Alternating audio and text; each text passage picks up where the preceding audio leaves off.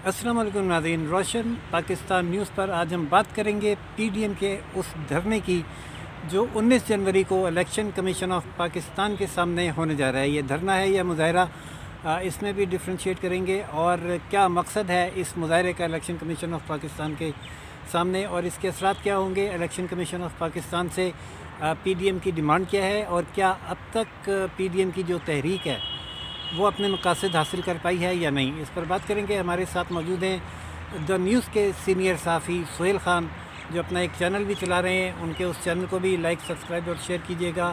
और हम जानते हैं उनके ख़यालात पीडीएम के आने वाले मुज़ाहरे के हवाले से और अब तक के असरात के हवाले से। वेलकम सुहेल साहब रोशन पाकिस्तान न्यूज़ पर। Thank you. आपने हमें टाइम दिया, मैं आपका मशकूर हूँ।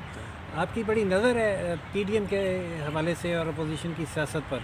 आप बताएं कि कल क्या करने जा रही है पीडीएम। राशिद साहब, कल आपको पता है कि फ़ॉरेन फंडिंग केस ये जो सुप्रीम कोर्ट में भी आया था कि तमाम पार्टियों को कितनी फ़ॉरेन फंडिंग होती है, ठीक है। और उस हवाले से फिर सुप्रीम कोर्ट में मुख्तलिफ़ पार्टियों के हवाले से तफसीलात भी दी गई थी। लेकिन उसके साथ साथ जो कि अभी रूलिंग पार्टी जो है पाकिस्तान तहरीक इंसाफ, इनकी भी फ़ॉरेन फंडिंग है।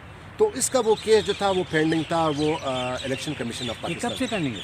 ये तकरीबन ये तो जब ये इक़्तिदार में है कोई 2.5-3 साल हो गए तकरीबन। उससे पहले का भी शायद अकबर एस बाबर जो उनके अपने सेक्रेटरी हैं उन्होंने ये फ़ाइल की थी।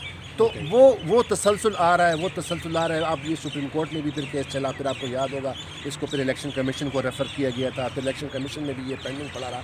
अब मेरे ख़्याल में आपको भी पता होगा कि ये जो पीडीएम है, जो कि 11 जमातों की एक अलायंस बनी है इस हुकूमत को हटाने के लिए, तो इन्होंने, आपको याद है कि इन्होंने जलसे तो बड़े किए हैं, अच्छे जलसे भी किए हैं।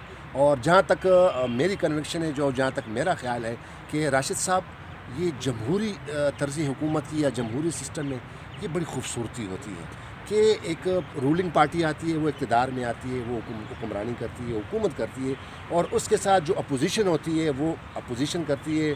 और वो जो गवर्नमेंट जो भी गलत काम करती है या सेहत अफ़ज़ा इक़दाम नहीं करते, तो हुकूमत को, अपोजिशन को उस पर हक़ होता है कि उस पर वो तनकीद करें। अब चूँकि पीडीएम ने अब ये अपने ये एक तहरीक शुरू की है, और अगर इसका पस मंज़र में हम जाएँ तो इन्होंने गुजरावाला में जलसा किया, क्वेटा में किया, लाहौर में किया, ज़बरदस्त जलसे हुए हैं। कुछ लोग कह रहे कि नहीं हुए, कुछ कह रहे कि हो गए ज़बरदस्त। बहरहाल राशिद साहब, बात यह है कि हमें इस वक्त ये सोचना चाहिए कि हमारे मुल्क के मफाद में क्या है। और ये ठीक है, ये हुकूमत आई है, हुकूमत जो जिस पे इल्ज़ाम है, और वाकई महंगाई बहुत ज़्यादा बढ़ गई है, और दवाइयों की कीमतें बहुत ज़्यादा बढ़ गई हैं। अपोजिशन भी हक बजाने में कि वो तहरीक चला रही है, कर रही है। लेकिन मैं आपको एक बात बता दूँ राशिद साहब, अब तक जो इनकी जो जलसे हुए हैं, इनकी आपस में भी कुछ चीज़ें अभी बनने नहीं आ रही। आपको याद होगा कि आसिफ अली ज़रदारी साहब ने जो बयान दिया, और कल जो ये इतना बड़ा अपोजिशन शो कर रही है ना, एक्सटेंट दिखा रही है, उस पर बिलावल भुट्टो ज़रदारी जो है ना वो पेश नहीं हो रहे। और बिलावल भुट्टो ज़रदारी कौन है? वो पीडीएम का तो अहम। उनके बिलावल भुट्टो ज़रदारी के इस इक़दाम से जो है तहरीक डैमेज होगी, आप समझती हैं? नहीं, डैमेज को तो मैं बात नहीं करूँ, लेकिन एक बहुत हंसता एक किस्म का, देखिए ना, वो मेन स्पीकर है ना, फोर्स में कमी वाक़ फोर्स में थोड़ा वाक़या हो सकती है। और मतलब है कि जिसका जो इसका जो असर है, जो इसका इम्पैक्ट है, हो सकता है कि फिर आवाम में तो पता चल गया है, हमें भी पता है राशिद साहब कि ये जलसे करते हैं, ठीक है, कामयाब जलसे हैं या कामयाब नहीं है।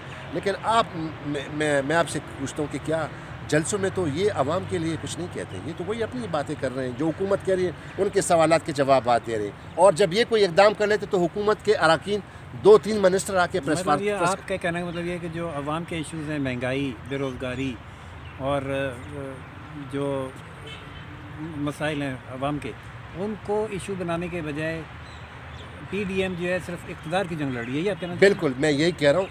आप खुद देखें ना, जलसों में तो वो कुछ नहीं कहते। जलसों में आप मौलाना फजल रहमान को देखें, जलसों में आप मरियम नवाज़ को देखें, जलसों में आप बिलावल भुट्टो ज़रदारी को देखें।